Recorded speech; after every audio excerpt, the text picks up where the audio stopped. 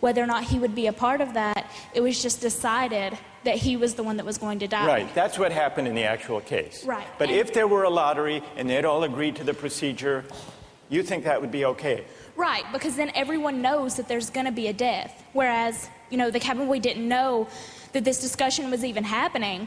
There was no, forewarning for him to know that, hey, I may be the one that's dying. All right, now suppose everyone agrees to the lottery, they have the lottery, the cabin boy loses, and he changes his mind. You've already decided. It's like a verbal contract. You can't go back on that. You've decided, the decision was made. If you know that you're dying for the reason for others to live, you would, if someone else had died, that you would consume them, so that's right. But then he could say, I know, but I lost. I just think that that's the whole moral issue, is that there was no consulting of the cabin boy, and that that's what makes it the most horrible, is that he had no idea what was even going on. That had he known what was going on, it would be a bit more understandable. All right, good. Now I want to hear, so there are some who think it's morally permissible, but only about 20%. Led by Marcus. Then there are some who say the real problem here is the lack of consent. Whether the lack of consent to a lottery, to a fair procedure, or, Kathleen's idea, lack of consent at the moment of death. And if we add consent, then more people are willing to consider the sacrifice morally justified. I want to hear now, finally, from those of you who think even with consent, even with a lottery, even with a final murmur of consent by Parker at the very last moment, it would still be wrong.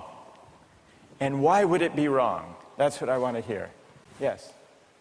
Well, the whole time I've been leaning all towards the categorical moral reasoning, and I think that there's a possibility I'd be okay with the idea of a lottery and then the loser taking it into their own hands to kill themselves, so that there wouldn't be, an act of murder. But I still think that even that way it's coerced, and also I don't think that there's any remorse. Like in Dudley's diary, we were eating our breakfast. It seems as though he's just sort of like, the whole idea of not valuing someone else's life. So that makes me feel like I have to take the categorical. You want to throw the book at him Well, when he lacks remorse or a sense of having done anything wrong. right. So, all right, good. Any other defenders of who say it's just categorically wrong, with or without consent? Yes, stand up. Why? I think undoubtedly the way our society is shaped, murder is murder. Murder is murder in every way, and our society looks at murder down on it in the same light, and I don't think it's any different in any case. Good. Let me ask you a question. There were 3 lives at stake versus 1. Okay. The cabin boy, he had no family, he had no dependents. These other 3 had families back home in England. They had dependents. They had wives and children. Think back to Bentham.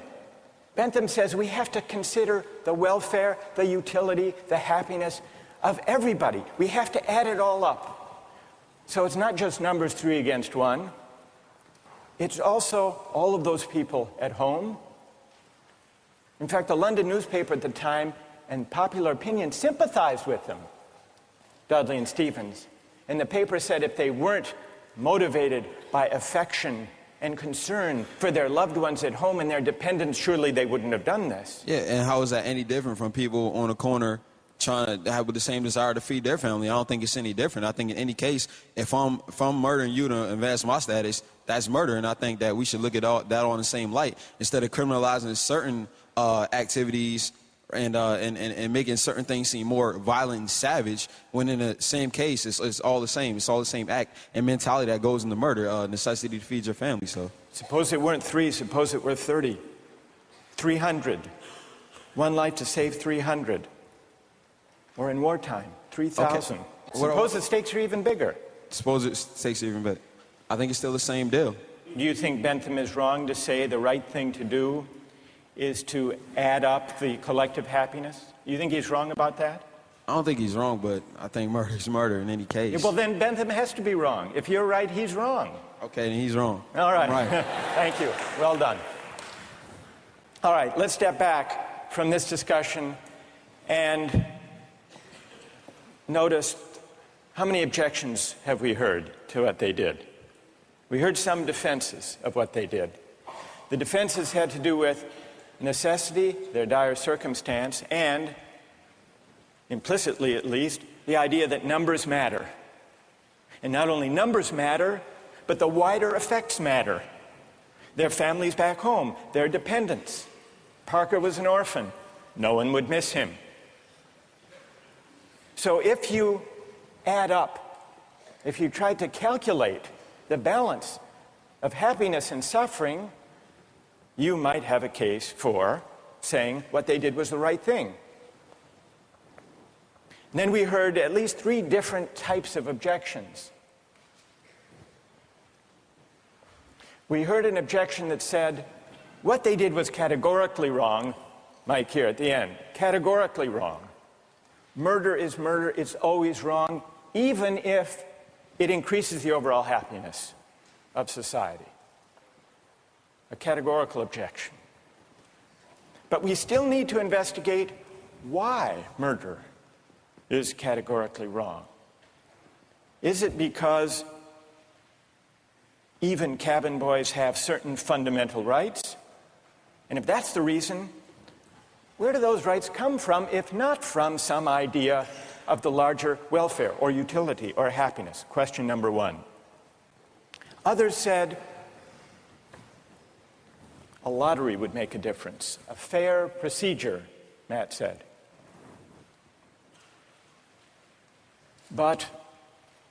And some people were swayed by that. That's not a categorical objection exactly. It's saying everybody has to be counted as an equal, even though at the end of the day, one can be sacrificed for the general welfare. That leaves us with another question to investigate. Why does agreement to a certain procedure, even a fair